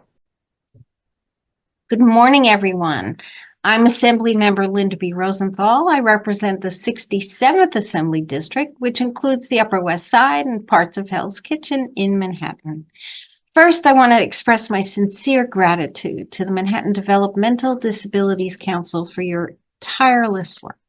Your dedication to improving the lives of individuals with intellectual and developmental disabilities is truly commendable, and we notice how influential you are. The challenges faced by both individuals with disabilities and the dedicated direct support professionals who care for them are immense and demand our attention. First, we must address the workforce crisis. DSPs are the backbone of the system, but low wages are making it increasingly difficult for people to stay in this profession. The vast majority of DSPs are women and people of color, and the data tells us that many of them struggle with food and housing insecurity because their wages do not enable them to meet their own basic needs. Our final budget must include a 7.8% wage increase for DSPs, and we must also keep in mind that this is not just a raise, it's an investment in the quality of care for individuals with intellectual and developmental disabilities. We must also establish a Human Services Wage Commission to develop a long-term strategy to address the chronic underfunding of this vital workforce. These positions are the furthest thing from a minimum wage job, and it's time we recognize the complexity and importance of this work. Lastly, we need to address the issue of rate setting authority. The current system is slow and unpredictable and leaves nonprofit providers in precarious financial positions. Returning this authority to OPWDD is critical to ensuring timely rate adjustments. As we work here in Albany to finalize our state budget over the coming weeks, I will continue to push for these critical changes so that all New Yorkers have access to the high-quality care they deserve and that the direct service professionals who provide that care are fairly compensated for their invaluable work. Thank you all. Before we move on, I'm told that Senator Cordell Clear is ready to address us. Yes, good morning, and I'm sorry because I'm on my way to a meeting that was previously scheduled, but I really wanted to say hello, good morning, and thank you all so much, the members of the Manhattan Developmental Disabilities Council Legislative Committee, for hosting this annual event, which I've been blessed to attend as a community advocate, a staffer, and now as a state senator representing Harlem. Just a couple of weeks ago, on February 15, 2025, during caucus weekend, I hosted a workshop called Meeting the Future Needs of Individuals with Intellectual Developmental Disabilities, along with longtime champion Willie Mae Goodman, the mother of the movement, and her daughter Marguerite. This workshop was to discuss ways to ensure individuals with intellectual and developmental disabilities have access to the resources, care, and support they deserve and they need. We always try to use the budget, as been mentioned, as a tool to drive more resources and funding in the areas of education, healthcare, and housing, especially as it pertains to serving the disability community. One thing I'm working on right now is making sure that no one loses access to CDPAP as the DOH undertakes a transition that myself and many of my colleagues do not favor. I expect that this budget will be responsive to the needs we have heard from the community, and it is my goal to make sure that there are not only no disruptions in service, but that we actually spend more money on home care and other CDPAP services so that individuals and families can thrive and that workers can make a living wage, as was stated in the Assemblywoman's video. Very important that we address the wage issue, and both things are equally important. But I also enthusiastically support additional investments in the budget, including support access to employment. The executive budget will include a $6.7 million investment to support New York's commitment to becoming an employment-first state as it pertains to people with disabilities. This effort will offer New Yorkers with disabilities employment opportunities first, before recommending alternative supports and services through a multi-agency collaboration led by OPWDD. I'm also enthusiastic about support access to more independent living settings. The executive budget includes legislation that would allow greater flexibility for the performance of certain nursing tasks by unlicensed employees of providers certified by OPWDD in non-certified community-based settings, such as a person's private home or apartment. This would allow more people with developmental disabilities to remain in or transition to more independent settings, decreasing the reliance on certified residential settings like group homes or intermediate care facilities, referred to, I guess, as ICFs. And lastly, commit to an additional $15 million to develop housing. Housing is critical. The fiscal year 2025 executive budget continues to expand independent living opportunities for individuals with intellectual and developmental disabilities. Since fiscal year 2016, the state has invested $125 million in capital resources to develop safe and accessible residential opportunities, and the executive budget raises this investment to a total of $140 million. These funds are distinct from and in addition to resources that are available from the 5-year $25 billion Affordable and Supportive Housing Plan, which is also helping support the development of residential opportunities for people with intellectual and developmental disabilities. And we have to also invest in new service opportunities. The executive budget invests new state resources, $30 million in fiscal year 2025 and $60 million annualized to fund OPWDD priority program reforms and new services opportunities that enable individuals to receive the services they need. This includes individuals who are entering the OPWDD service system for the first time and seeking access to services, and individuals already receiving services but whose needs have changed. These state funds leverage federal resources for a gross increase of $120 million annually. This is a great step in the right direction, and I support the budget and the investments that we are making in this area. Much, much more is needed, and as was mentioned before, we certainly have to address the wage crisis that we're in. People have to be able to make a living wage. They have to be able to support themselves as they go out to support our families and others. And I want to thank you so much for letting me have this opportunity to address this. So sorry I'm not able to be there in a different way. I'm actually at an event where we are giving away wheelchairs at the Henry J. Carter Specialty Hospital and Nursing Facility in my district, and that's why I was not able to come on. But I thank you all so much. Thank you, Senator Claire, and I'm so glad you were able to join us for a while.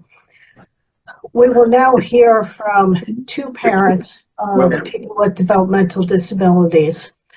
First, we'll start with a video from Jackie Goldberg, and then followed by remarks from Nancy Eder. Good morning, everyone. My name is Jackie Goldberg.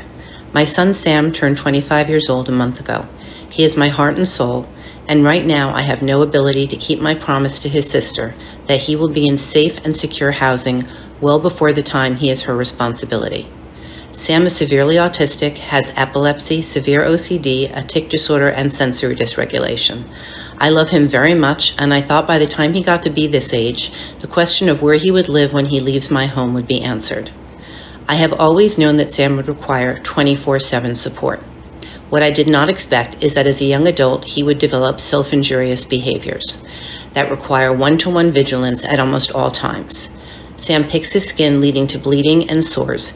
He must have eyes on him at all times because if left unsupervised, he will start hurting himself. He wears padded gloves most of his downtime and sleeps in ski mittens with Band-Aids on his face covering all of his injured areas. We have tried multiple rounds of medication as well as behavioral therapy, which have helped but have not alleviated the situation entirely. What has become very apparent is that when one self-injurious behavior subsides, another one will take its place. The latest is putting fingers down his throat until he gags. A typical OPWDD day rehabilitation program has a 1-to-3 to 1-to-4 ratio. That's one staff member to 4 individuals being served. Given Sam's self-injurious behavior, he would simply not be safe in this situation. A typical OPWDD certified residence also has a 1-to-3 to 1-to-4 ratio of staff to individuals. Again, this would simply not be safe for Sam. We began to self-direct because it allowed us to structure Sam's services around his individual needs, interests, and schedule. Now we feel we have to self-direct to have the level of staff support needed to keep Sam safe. The voluntary agencies that support people like Sam are severely underfunded. There is a 30% turnover rate as well as a massive shortage of the direct support professionals who care for some of our state's most vulnerable citizens.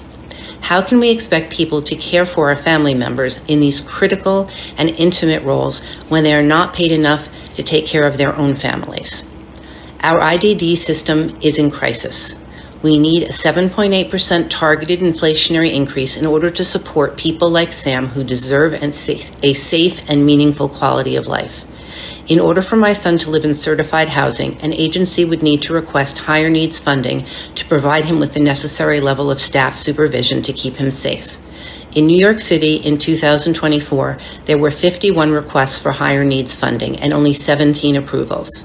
My other option is to create and staff non-certified housing for Sam, but the self-direction housing subsidy falls far below typical New York City rents. There are very limited affordable housing options, and again, we have a severe workforce shortage. This leads to families having to significantly subsidize living costs and act as emergency backup staff for their children. I do not want to pass the burden of securing and sustaining a safe future home for my son to his sister. So if our service system does not get the funds and staff wage equity it deserves, that leaves me one choice. I cannot die. Thank you for listening.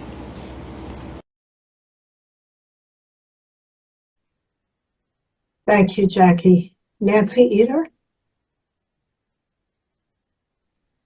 Good morning. Well, actually, good afternoon, everyone. My name is Nancy Eder. My husband, Brian Lee, and I live in Manhattan in a 6th floor walk-up, which is 500 square feet on a good day. believe me. We both have, well, obviously we have two sons who have autism spectrum disorder. Our children are 22 and 24. And I'm here to address the critical need for more housing. We cannot even get our sons on the CRO list, and even if this were an emergency, God forbid, it still takes so long to get housing for individuals with developmental disabilities. And I'm here to tell you that my older son had attended a residential school for 8 years. And when he came home from that, it was a very, very difficult adjustment. I am no stranger to autism. I am no stranger to this system. On a personal note, my older brother, who is 67 years old, is severely disabled with autism, and I actually, as a sibling, am his co-guardian with one of my sisters, and he lives in the state of New Jersey. So what I want to do is thank everyone for their tireless advocacy and their support. As a parent, this means the world to me. When you find out that you have a child with developmental disabilities, they tell you a lot of adages. The one that always holds true for me is that it's not a sprint. It's a marathon. I would love to see my sons in a group home because even though they are higher functioning than some other individuals, they do not have the skills to live on their own. I've heard a lot of words today like living with dignity, living without barriers, and I believe that it would so improve their quality of life in terms of their independence if they were able to move into a group home. Unfortunately, we have a shortage of resources, which is the other thing that we've heard about today. I won't keep you any longer, but I really want to thank you from the bottom of my heart for really having your concerns with our children in this case. Everybody is an individual, and everyone deserves to have the best life possible. Thank you again. Thank you, Nancy. We have, next up, we have a video from Assemblymember Al Taylor.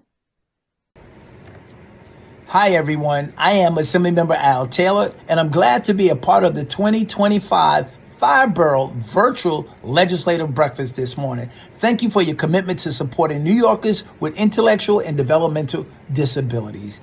Nonprofit organizations provide vital services like housing, day programs, and job support to those who need it most. But rising costs and staffing shortages make their work challenging. That's why I strongly support the 7.8% target inflationary increase and greater investment in our district with direct care services and workforce. These dedicated workers deserve fair wages, benefits, training, because they are on the front lines every day caring for our neighbors and loved ones.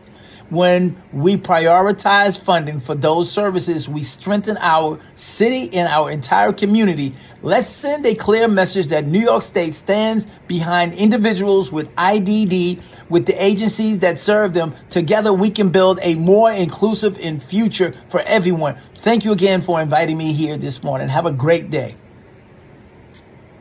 Thank you so much, Manhattan DD Council. So we're going to close out now. First of all, I want to thank everybody for your patience and hanging with us for this pretty long program. But I know I came away heartened as a parent and as an advocate. I am hoping that the passionate support we saw from so many legislators today will translate to our needs being addressed in the One House budget next week. But please, all of you, you still need to reach out to your state legislators, and also very importantly, to reach out to your congressional representatives and urge them not to allow any Medicaid cuts in the upcoming federal budget. You know, March is Developmental Disabilities Awareness Month, and I think we all came away with a better understanding of what that means for our diverse community. And before I forget, I do want to thank our translators who did a yeoman's job today, assisting people during this very dense program. And I would also encourage everyone to please consider joining your local Developmental Disabilities Council, and that you can continue to advocate along with all the other people in your borough. We will be sending out additional information and advocacy links to everyone next week. And please keep up the fight. We can win this. Thank you all so much for attending, and thank you, legislators, for your support.